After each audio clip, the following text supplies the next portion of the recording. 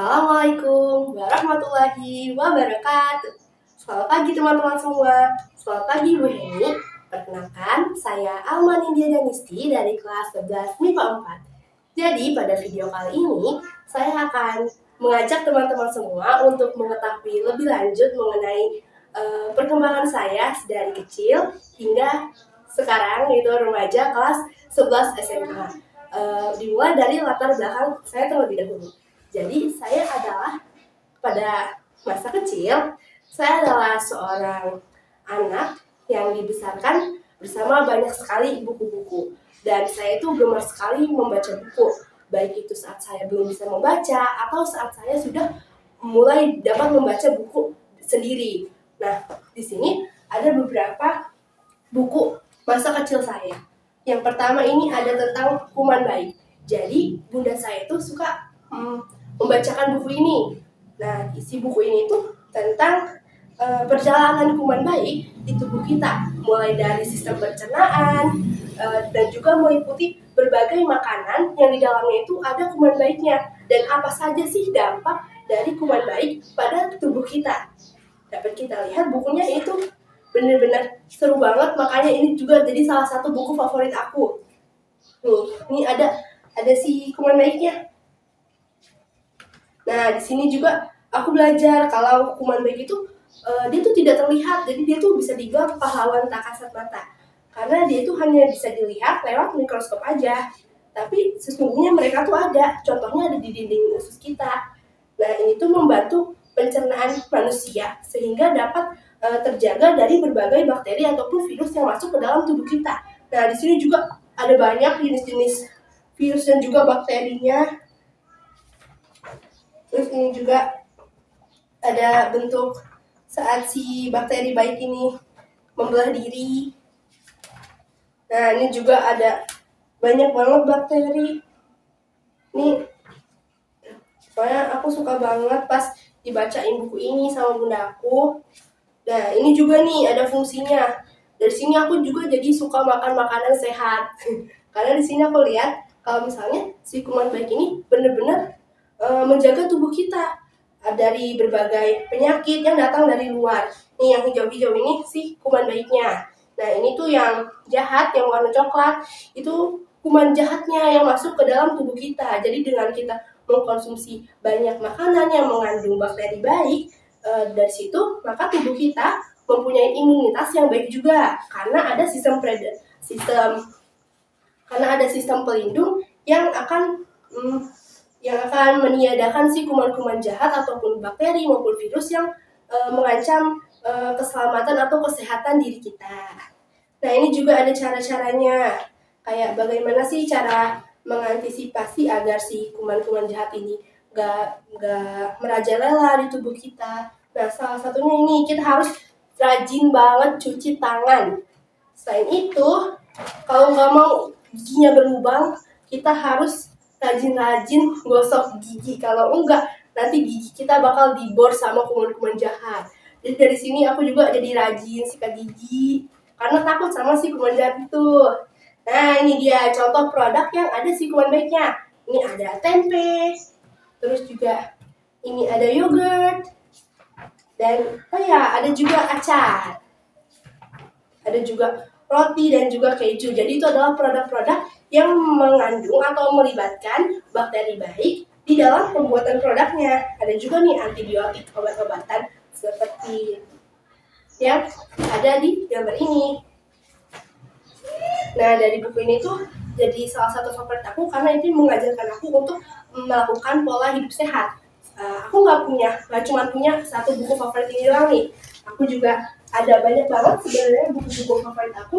Contohnya ini ada sign ini, itu ada juga. Nah, ini dia.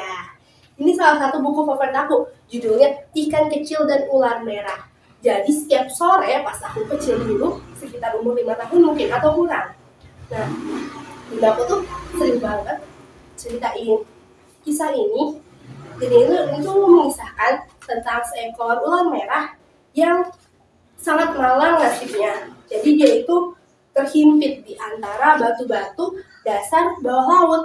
Nah, saat terhimpit ini, sayangnya ikan-ikan kecil ini gak ada yang berani bantu karena ikan-ikan kecil ini takut dimakan oleh si ular laut. Padahal si ular laut ini dia itu gak memangsa hewan yang hidup di bawah air. Melainkan si ular laut ini makanan sehari-harinya adalah lumut, jadi dia tuh herbivora sebenarnya. Walaupun kelihatan serem ya, namanya ular, tapi sebenarnya dia tuh baik, dia tuh nggak memangsa ikan. Nah dari sini hati si ikan mas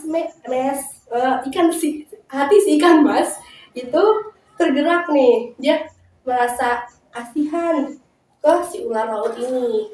Nah makanya si ikan kecil ini itu membantu si ular laut merah ini sampai dia akhirnya bisa bebas. Nah akhirnya si ular merah ini itu berhasil bebas dan bermain bersama ikan-ikan bawah laut lainnya. Selain ada cerita tentang ular merah dan juga ikan-ikan kecil, di sini juga ada cerita favorit aku, salah satunya itu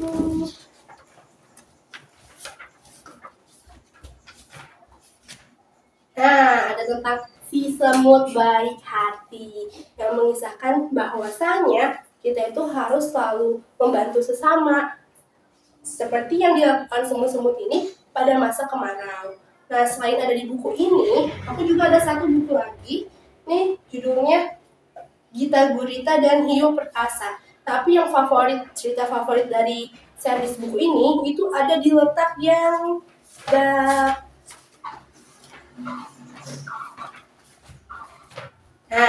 ini dia. Judulnya Si Ekor Kotor. Jadi ini tuh mengisahkan tentang anak kelinci yang gak suka mandi. Di antara saudara-saudaranya itu yang gemar mandi dibersihkan oleh ibunya, ekornya gak pernah kotor. Cuma si Cici doang nih, satu kelinci yang gak suka mandi. Jadi ekor dia itu warnanya selalu kelabu. Padahal mamahnya itu udah selalu mengajak si Cici ini untuk membersihkan ekornya agar warnanya juga berwarna putih seperti sahabat-sahabatnya atau saudara-saudara kelinci lainnya. Tapi sayangnya si Cici ini bandel. Jadi dia tuh gak mau ekornya dibersihkan oleh ibunya. Dia terus main di tanah, gak mau mandi, masuk ke dalam kebun semanggi. Nah, tapi suatu saat ada pemburu yang datang.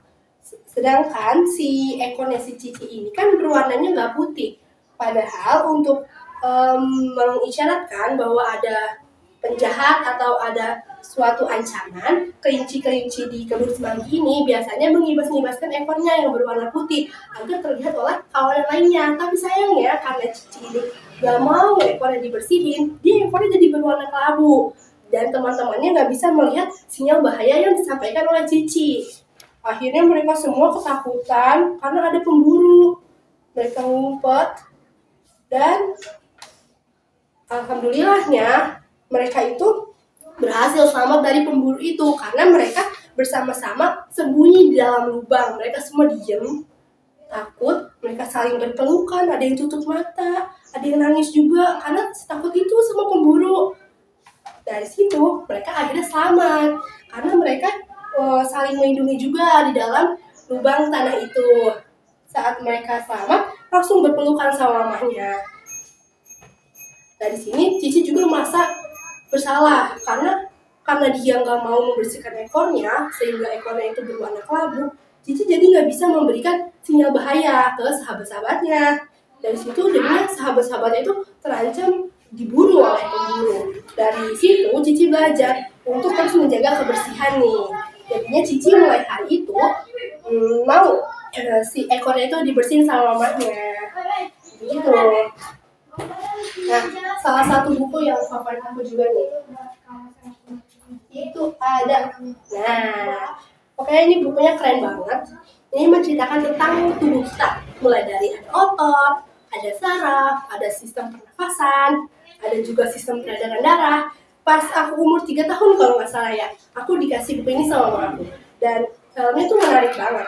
walaupun saat itu aku belum bisa baca, tapi saat dengan melihat isi buku ini, aku udah sangat tertarik dengan isi buku ini karena mama aku itu selalu setia gitu membacakan setiap kata-kata di dalam buku ini menjadi kata-kata sederhana yang dapat dimengerti oleh anak seusia 3 tahun. Nah, di sini tuh bukunya bagus sih ya, beli di Gramedia. Ada ini banget tentang fungsi tubuh kita, kayak tubuh ini bisa digunakan untuk berlari, untuk melompat, untuk berenang, dan juga untuk main lempar tangkap bola. Terus ada juga tentang tentang tulang.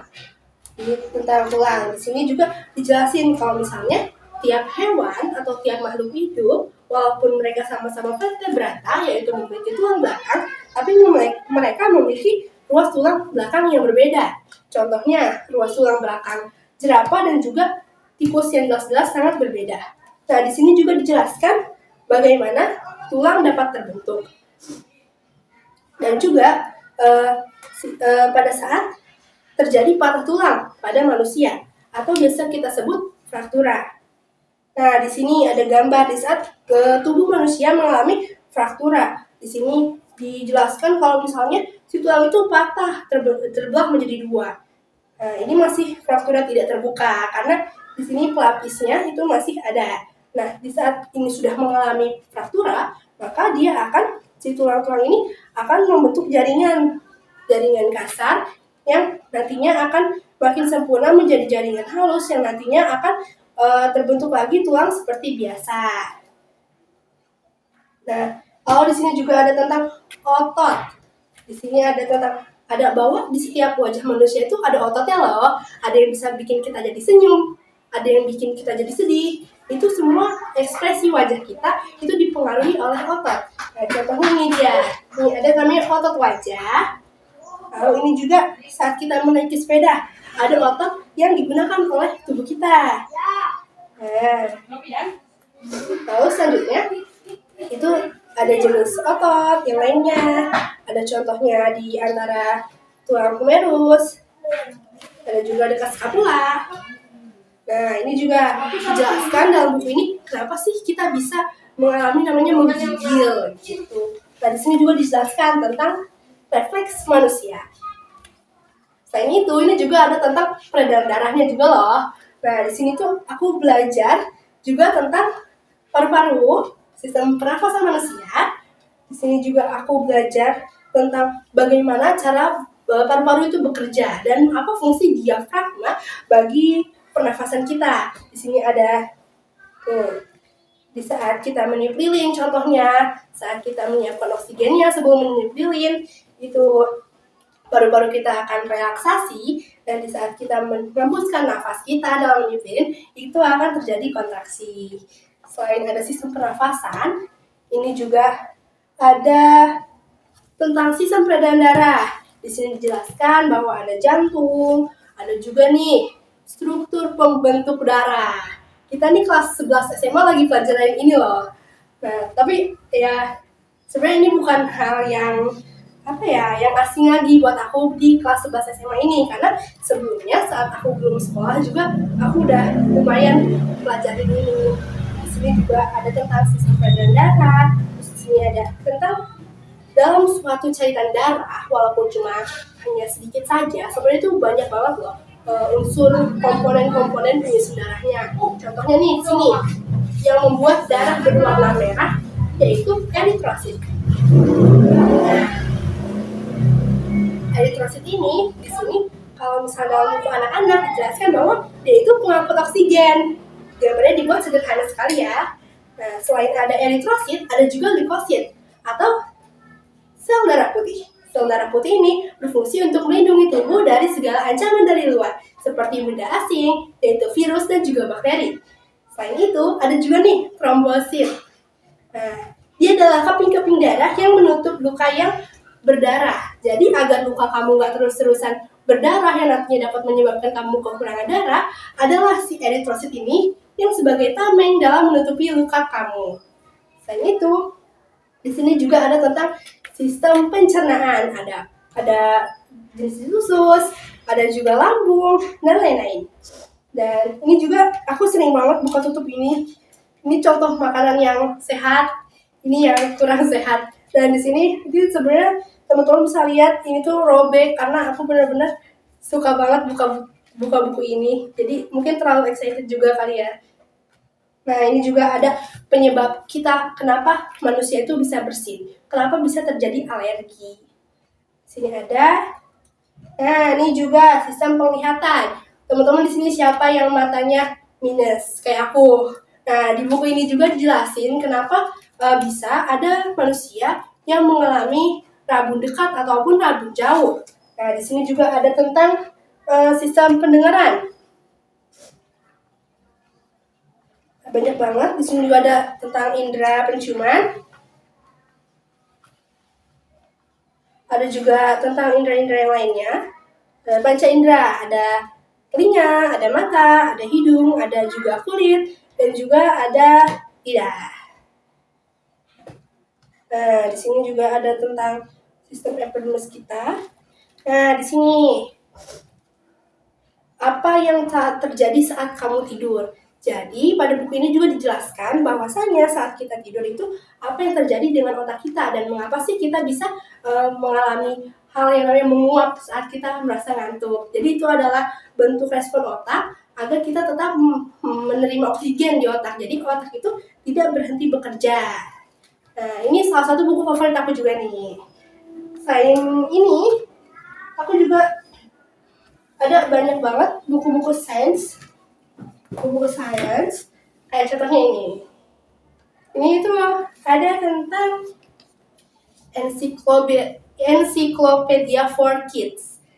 Jadi benar-benar pas aku kecil itu aku dipenuhi banget sama banyak buku, baik itu majalah, sekedar buku cerita atau buku-buku yang berisi informasi tentang keadaan alam sekitar kita. Nah, contohnya ini tentang ada apa di bumi. Ini series ada apa di bumi. Subtemanya kehidupan di padang rumputnya dan citanya.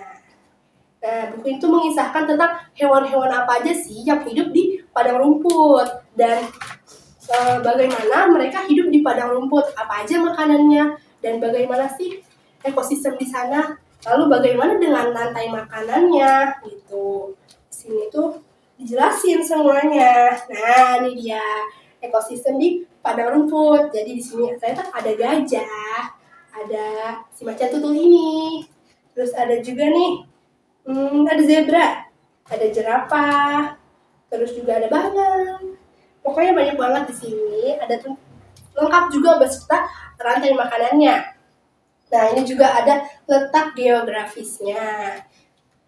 Nah, apa aja sih daerah atau negara yang punya padang rumput yang tinggi atau yang menyebar secara luas? Salah satunya di sini ada Afrika dan juga Australia. Selain ada tentang padang rumput ini, aku juga ada tentang kehidupan tundra.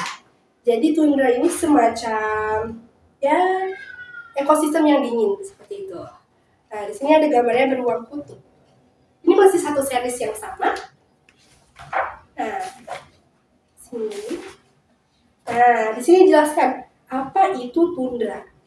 Jadi tundra adalah dataran tanpa pohon yang biasanya beriklim dingin atau dipenuhi oleh salju di datarannya itu.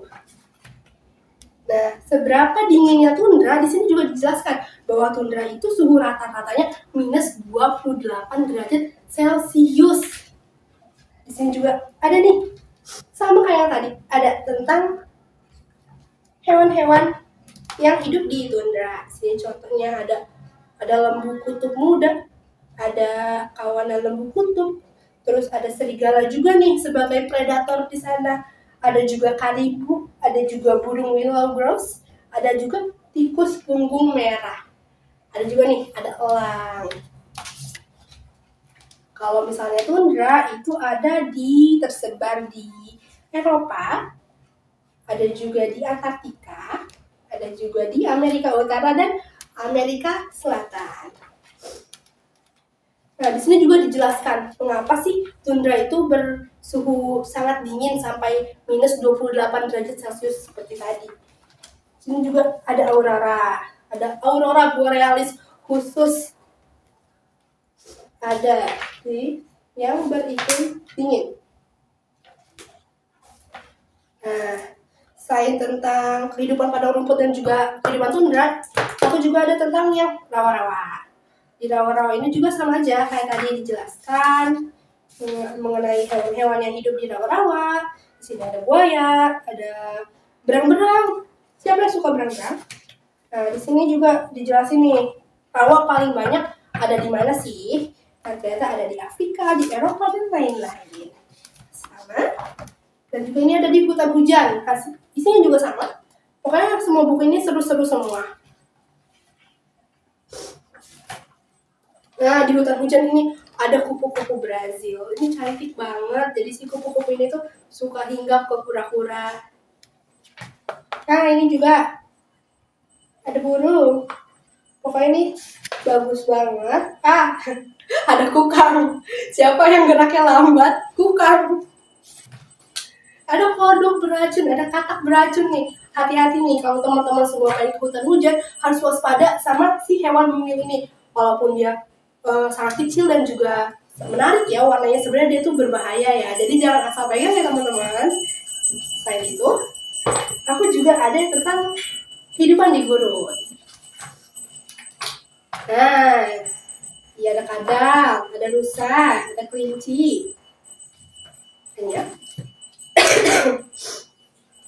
Nah, di sini juga ada tentang fenomena alam yang ada di muka bumi kita. Jadi buku ini juga tidak hanya membahas tentang kehidupan makhluk hidupnya aja. Di sini juga ada subbab yang membahas tentang berbagai fenomena alam. Contohnya di sini ada tornado.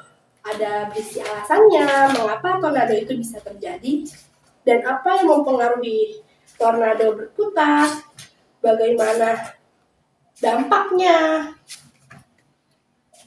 Nah, ini juga ada tentang misteri segitiga bermudanya. Lalu selain itu ada juga tentang badai.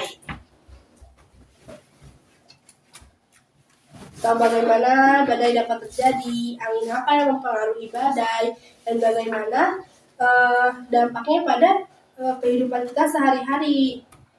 Lalu selain itu ada juga tentang gunung berapi. Bagaimana cara menanggulangi jika terjadi bencana letusan gunung berapi, dan bagaimana caranya si gunung berapi ini letusannya mempengaruhi terjadinya tsunami. Terakhir di sini dari series Ada Apa Dengan Bumi itu ada tentang petir.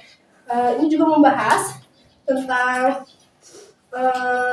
fenomena petir yang dapat tercipta karena adanya pertukaran ion positif dan juga ion negatif di lapisan langit-langit bumi atau di lapisan atmosfer.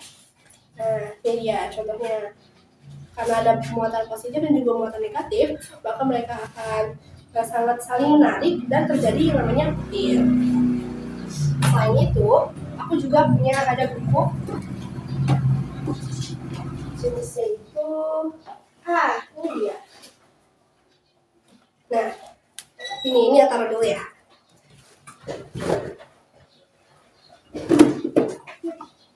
Nih, ini dia. Apakah berwarna mendengkung? Ini salah satu series buku yang aku suka juga sih. Cuman di sini ya memang bukunya singkat banget, jadi sekedar kita tahu lah gitu kayak suara-suara hewan itu seperti apa.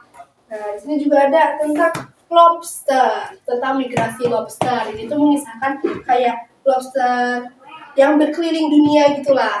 Dia mencari tempat yang lebih hangat saat musim dingin, seperti yang biasa memang lobster-lobster lakukan. Dan juga ada tentang katak. Terus juga ini ada tentang kura-kura, hewan yang membawa rumahnya kemana-mana.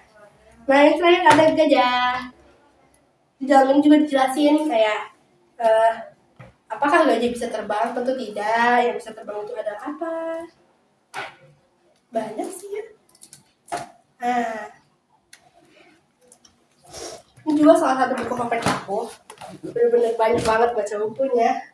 Mungkin karena memang kurang ada kegiatan saya baca buku juga kan. Nah, ini juga ada. Ini kalau ini aku baca sekitar SD ya, kelas 1 atau kelas 2. Ini tentang ensiklopedia yang ada tentang tubuh kita, ada juga tentang antariksa, ada tentang dinosaurus, juga dunia hewan dan juga sains. Pokoknya buku-buku ini bermanfaat banget karena benar-benar membuat kita lebih tahu atau menambah wawasan kita mengenai ilmu pengetahuan, apalagi tentang ilmu-ilmu yang memang kita jumpai sehari-hari di sekitar kita. Nah, ini contohnya ada hewan-hewan. Siapa yang nggak tahu hewan kan?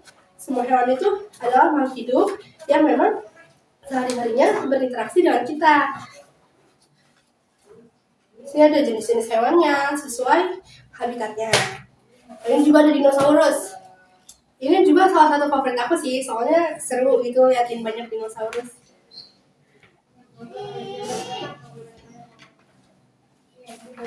Ini jelasin hewan-hewan purba itu.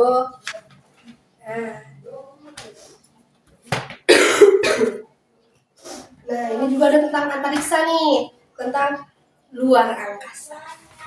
Mengapa matahari berwarna merah? Mengapa bulan terus berputar? Mengapa bumi terus berputar dalam orbitnya? Jenis-jenis planet dan juga satelit. Masih banyak lagi.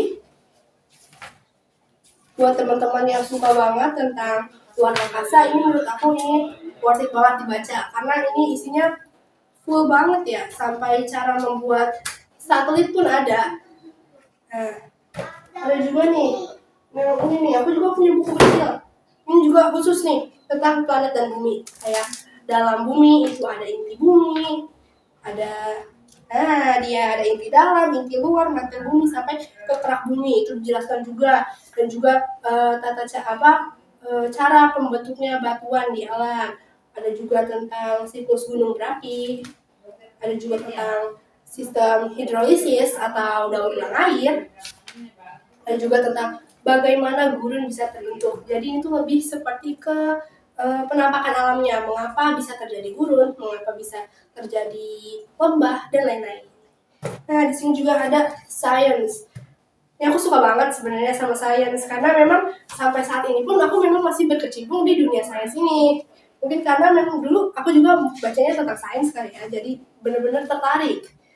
Sini di sains itu seru banget, semuanya bisa dijelasin, semuanya ada jawabannya di sains, dan semua rasa keingin tahuan kita dapat dijawab oleh sains dengan sangat memuaskan. Sini ada pengertian tentang sains, cara menjadi seorang ilmuwan, terus ada cabang-cabang sains juga. Ini ada ahli biologi, ahli botani atau ahli kimia, terus ada juga teknologi. Teknologi juga termasuk sains loh teman-teman. Dan juga pekerjaan ilmuwan. Ilmuwan itu kerjanya ngapain aja sih? Nah, di sains juga itu membahas tentang alam semesta, membahas juga tentang struktur pembentuk bumi. Ada juga membahas garam mineral. Ada juga tentang musim, mengapa musim dapat berubah-ubah. Ada juga tentang rotasi matahari. Ada juga dijelaskan mengapa dapat tercipta salju, dapat tercipta pelangi, apa yang dapat membuat pelangi itu terbentuk, bagaimana siklus hujan terjadi. Banyak banget kok. Nah, ini juga tentang hewan-hewan dan juga tumbuhan yang unik-unik banget.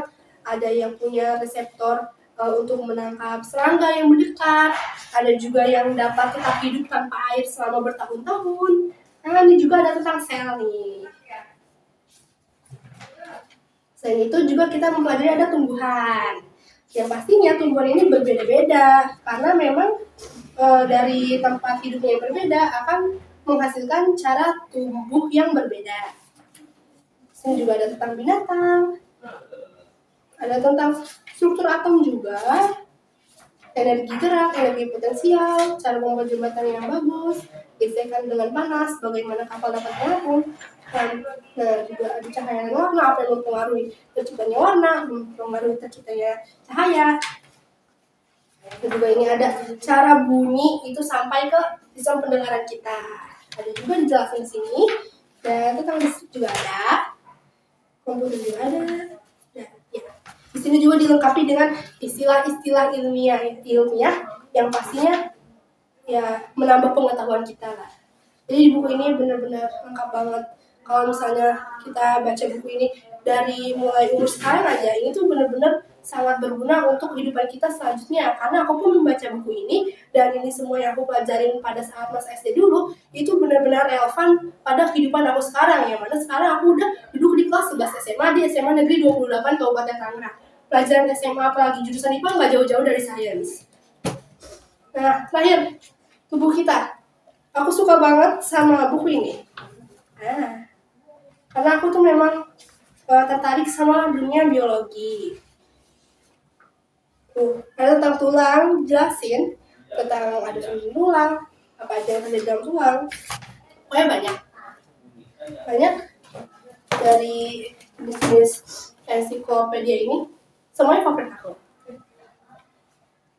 Nah, gak lupa karena aku sangat akrab dengan buku dari aku kecil, dari aku umur 2 tahun, 3 tahun, aku udah akrab banget sama buku. Makanya kurang lengkap dong kalau aku nggak punya buku. Kalau aku juga koleksi buku ini sebenarnya ada banyak, cuman yang aku temuin cuma 3. Ini tuh bukunya penuh ilmu pengetahuan juga, dan ini lebih kompleks bentuknya. Ada juga tentang latihan soalnya. Ini biasanya digunakan untuk buku-buku Olimpiade IPA. Ada juga lomba Squawk Science yang mengutamakan inovasi dalam berteknologi. Itu selain banyak buku-buku ensiklopedia dan juga sains, aku juga sebenarnya ini juga salah satu favorit aku juga ya. Wah, semua buku di sini aku suka semua deh sama buku, gak ada buku yang gak favorit. Semua buku favorit. Jadi juga ada anggota tubuh. Aku bener-bener suka banget. Nah, ada sistem pendengaran. Nah, ini dia tengkorak. Yang sekarang pasti teman-teman kelas 11 juga pelajarin ini kan. Pelajarin tentang tulang kranium. Ini ada fungsi-fungsinya. Memang ini lebih sederhana karena kan buku untuk anak kecil ya. Ya, untuk anak kecil jadinya pasti dibuat lebih sederhana. Tuh. Agar kita dari kecil tuh mengenal apa aja sih organ-organ atau sistem yang bergerak atau berfungsi dalam tubuh manusia. Ada mata, ada hidung, ada telinga, ada gigi, ada lidah, ada tulang punggung, tangan pastinya, kaki. Nah, ini aku favorit. Dan juga tentang samudra. Karena dulu aku juga sangat tertarik gitu sama dunia bawah laut. Nah, ini contohnya. Nah, ada tentang kura-kura laut juga nih, teman-teman.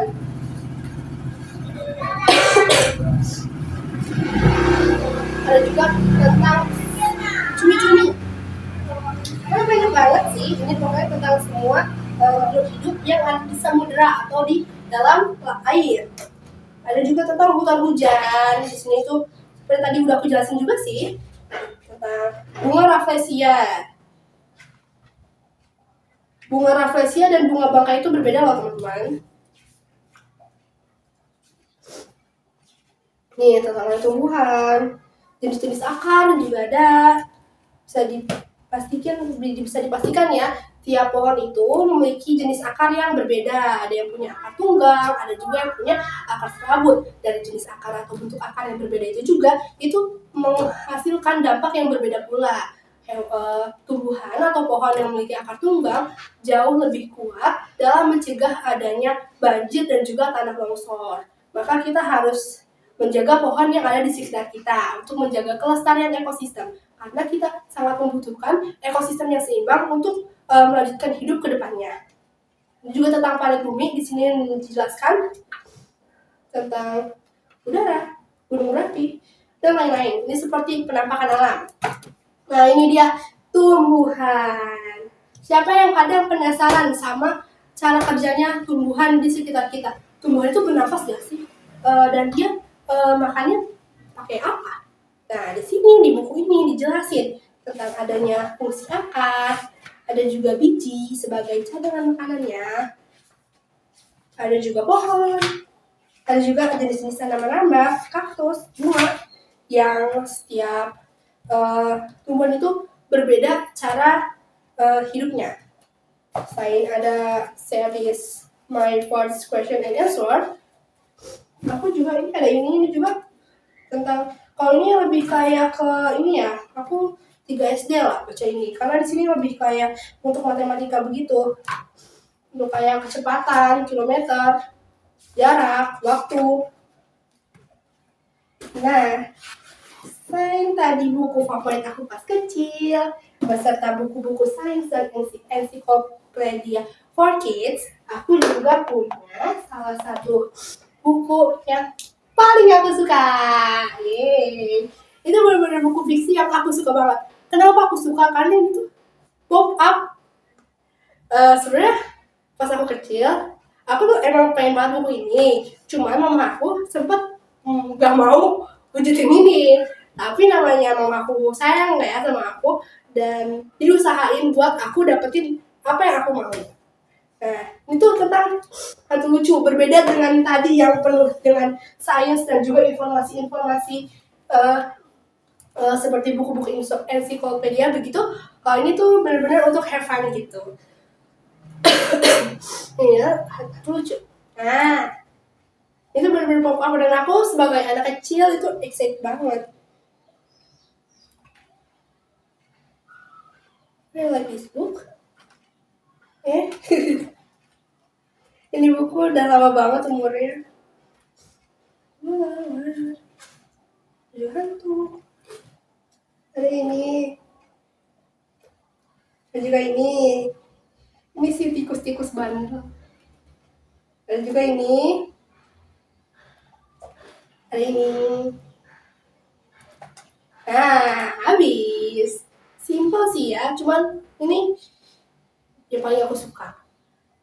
Nah, kegemaran aku dalam membaca buku tidak berhenti di saat aku kecil aja. Makin aku duduk di kelas SMP ataupun SMA sekarang, aku masih meneruskan hobi aku dengan cara membaca beberapa novel contohnya.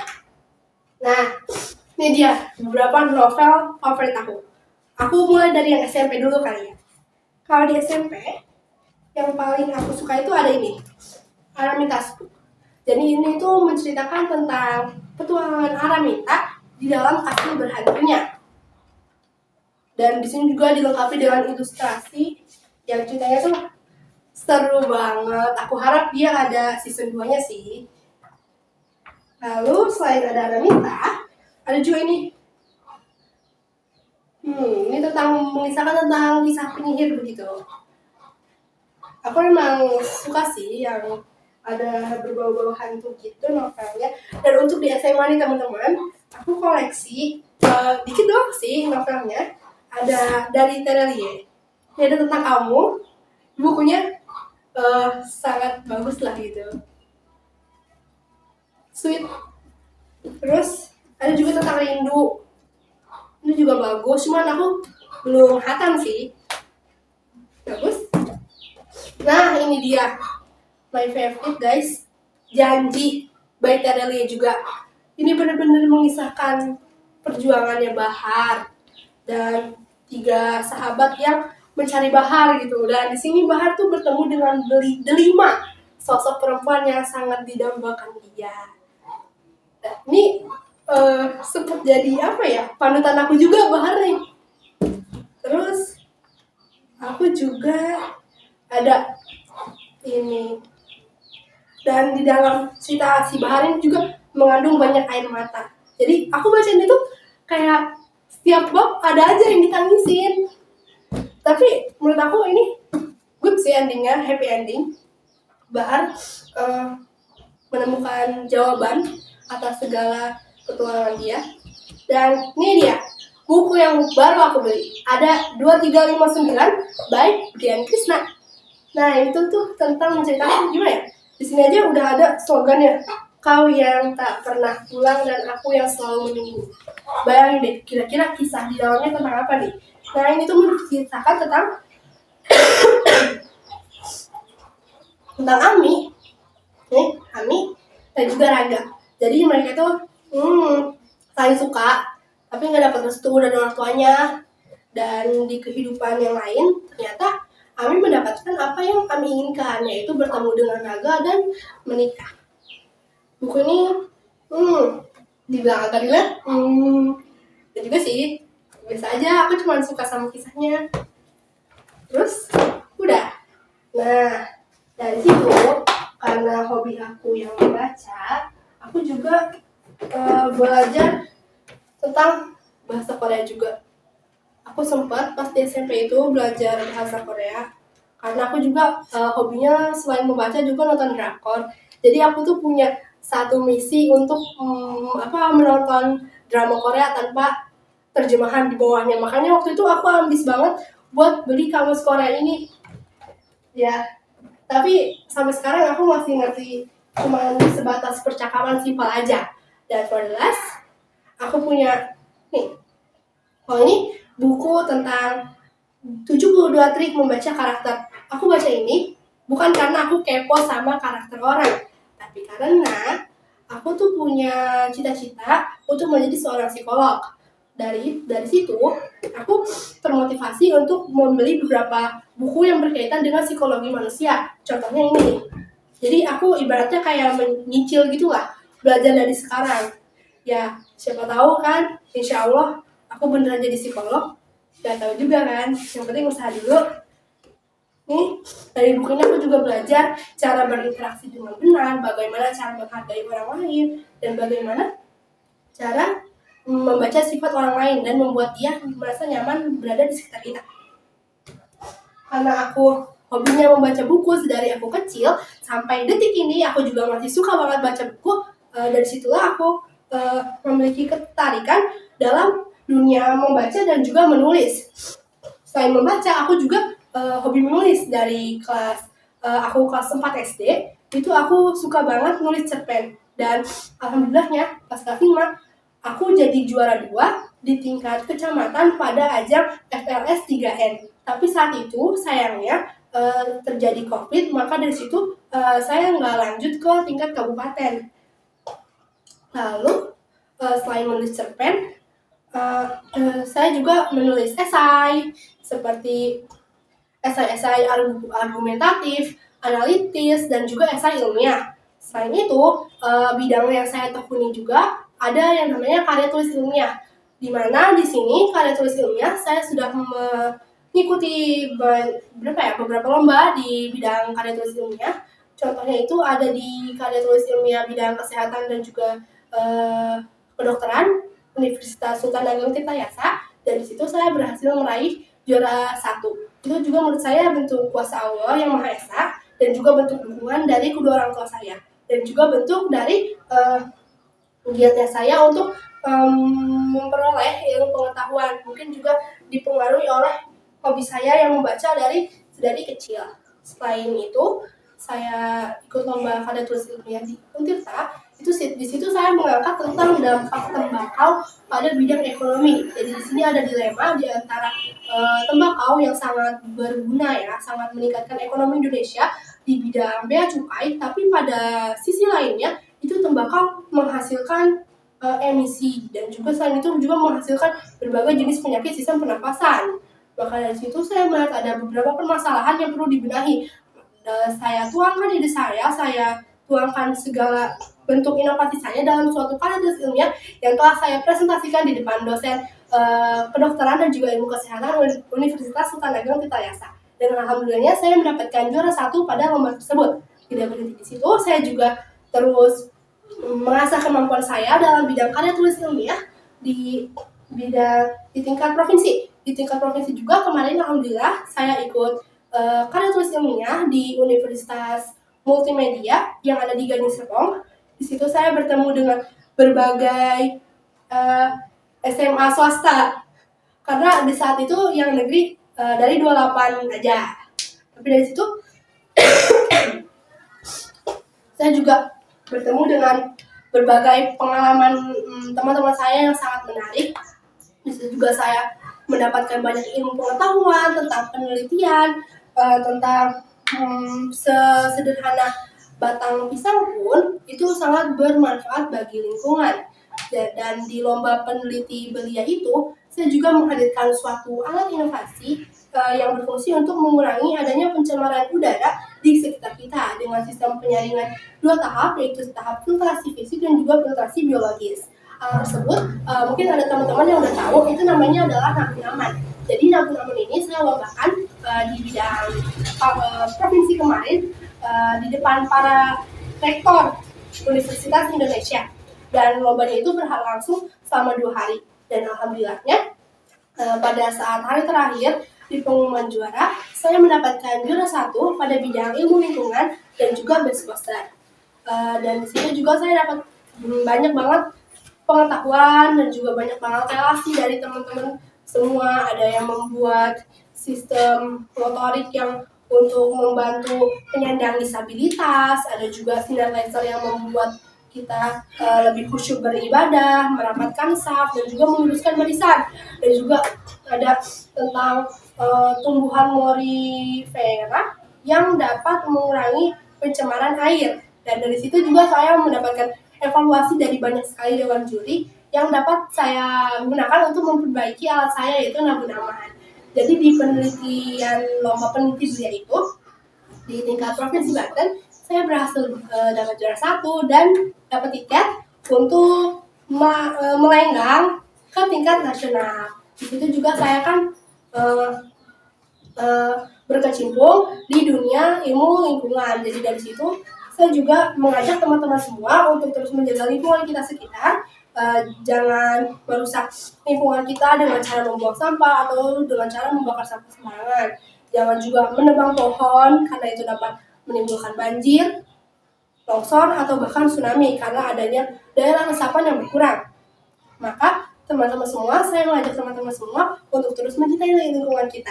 Tidak perlu berkarya yang tinggi-tinggi dengan cara kita mau membuang sampah pada tempatnya, mengurangi satu plastik dari tiap kehidupan kita, itu adalah bentuk kita peka dan juga membantu lingkungan kita untuk tetap stabil dan juga menjaga keberlangsungan makhluk hidup di muka bumi ini. Karena sejatinya bumi ini bukan hanya tempat manusia tinggal, ada juga hewan yang menggantungkan hidupnya pada ekosistem alami di lingkungan kita sekitar.